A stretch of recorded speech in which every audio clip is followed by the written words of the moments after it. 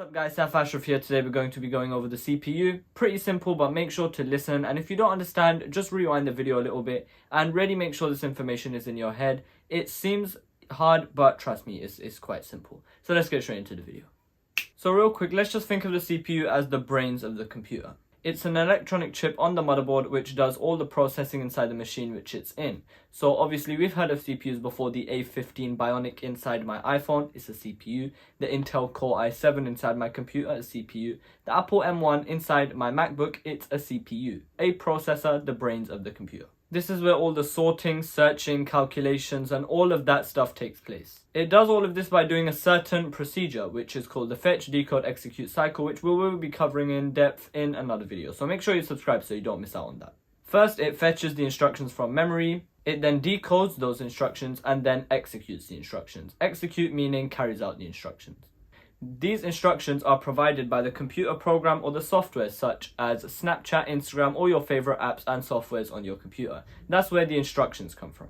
As well as processing data, the CPU also handles all the devices and components connected to the computer or are inside the computer.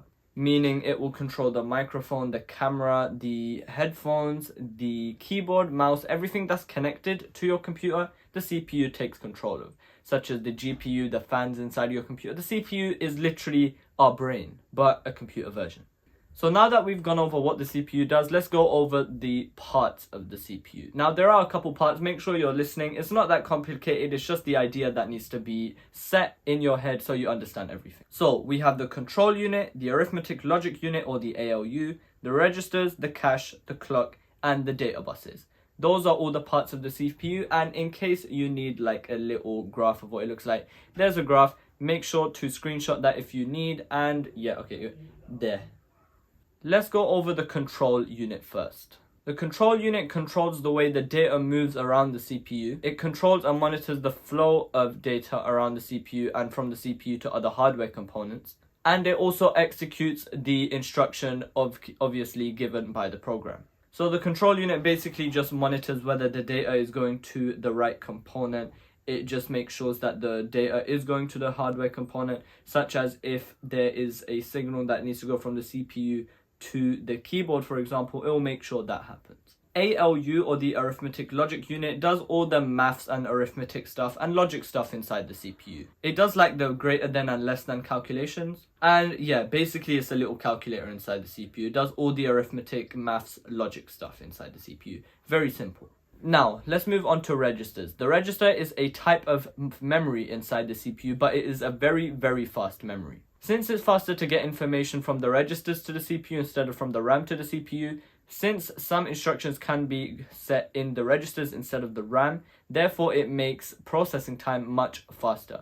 But registers aren't huge in capacity, they're only like some very simple instructions, so you can't store a lot in registers, but it does improve processing time by quite a bit. The cache is another type of memory which basically stores instructions inside the CPU. However, there are two types of caches. One is internal and one is external. That's all you need to know. So my iPhone just overheated. Alright, sorry for that inconvenience. My iPhone literally overheated. Yes, a 13 Pro, kind of confused. Anyway, let's get back onto it. So, the Quartz Crystal. There's a little quartz crystal inside the CPU, and it ticks at a steady speed. So literally all I want you guys to do is just imagine like a very, very tiny crystal like this big, and it's inside the CPU. And it ticks at a steady speed.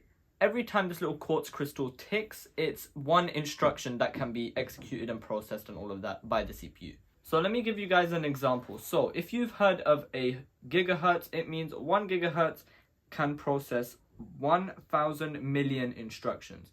So your CPU might be 3 gigahertz, 4 gigahertz, some are even overclocked to 5 gigahertz, but we'll talk about what overclocking means in another video. Basically, that means your CPU can process that many instructions. So every time it ticks once, that's one instruction, and in 1 gigahertz, it's 1,000 million instructions. So yeah, your CPU does a lot of work. And there's another graph in case you guys wanted to understand a visual way. How do you guys look at that? And me for a second. Moving on.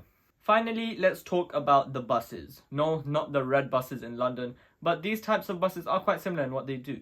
So the buses are a set of wires laid on the circuit board and the motherboard, and their whole purpose is literally just to transfer data around the computer, nothing else. They basically carry data around the system, like the red buses in London carry people around the city and country. That's literally how it is. It's such an easy concept to get your head around. There are two other types of buses you should know about though, one being the address bus, which carries the location of the data, so where this specific piece of data came from, and also the control bus that handles the commands to control devices, such as your hard disk, monitor, and etc. So yeah, that basically covers everything you guys need to know about the CPU. If you guys do have any questions, make sure to leave it in the comment section. And if you guys did learn anything, make sure to put the thumbs up and make sure to subscribe, because there are more videos coming out soon on Paper 1 for computer science. That's basically it. Make sure you guys subscribe. Thank you guys for watching, and I'll see you guys in a bit. Peace.